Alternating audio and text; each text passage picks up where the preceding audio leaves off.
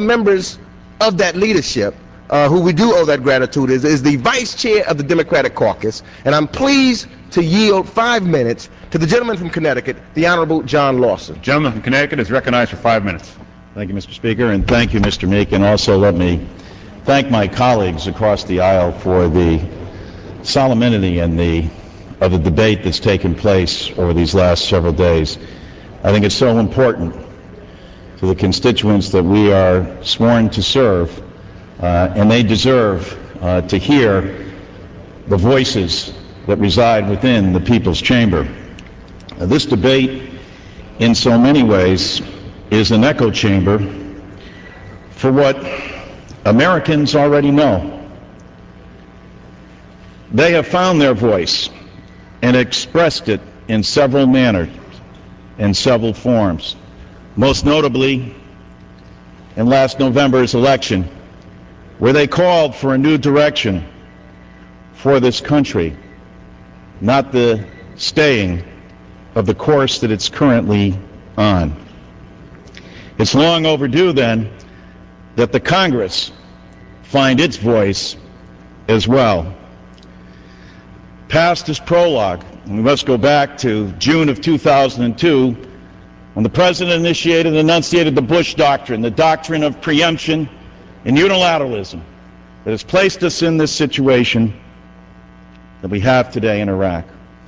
He was warned, most notably by people like Scowcroft, Eagleburger, Baker, Colin Powell, about the folly of this effort.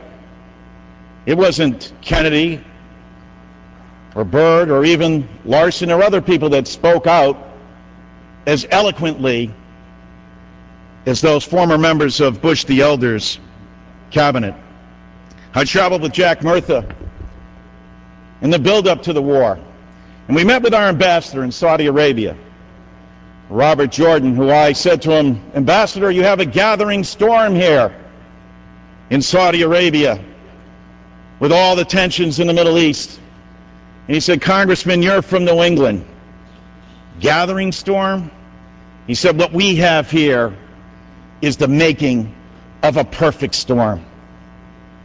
And if we unilaterally invade and attack this toothless tiger, Saddam Hussein, we will unwittingly accomplish what Osama bin Laden failed to do. We will create a united Islamic jihad against the United States."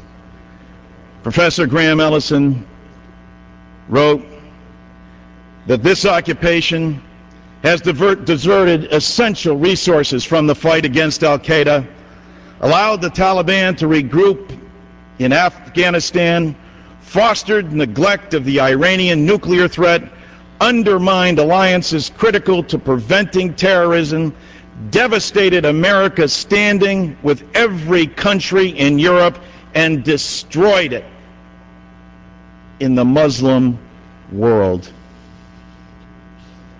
Instead of following the wisdom of Scowcroft and Eagleburger and Baker, Powell, this administration embraced Ahmad Chalabi with all the hubris and arrogance of staying the course.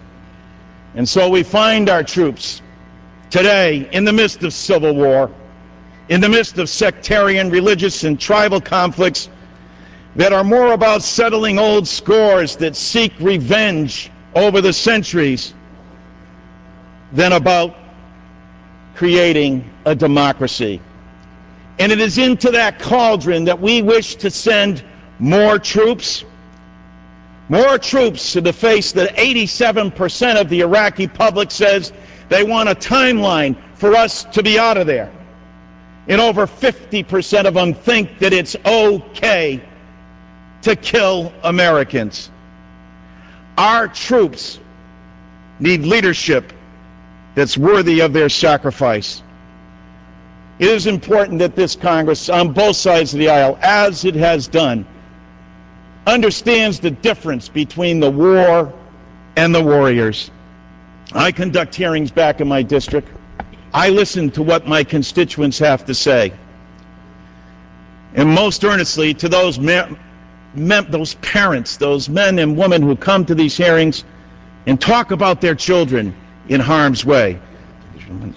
The additional 30 seconds. Gentleman's recognized an additional 30 seconds. Carol Tripp of Bristol said it best. A woman with 3 or 4 of her sons and her husband stationed in Iraq who hasn't shared a holiday dinner with their entire family since 2001. I define success by being able to look into their eyes and tell them that the best path forward is the safe, secure, and strategic redeployment of our troops so that our army can regroup and restore itself and proceed after the people who took the towers down in systematic fashion to go after al-Qaeda and continue to regroup. Gentleman's time has expired.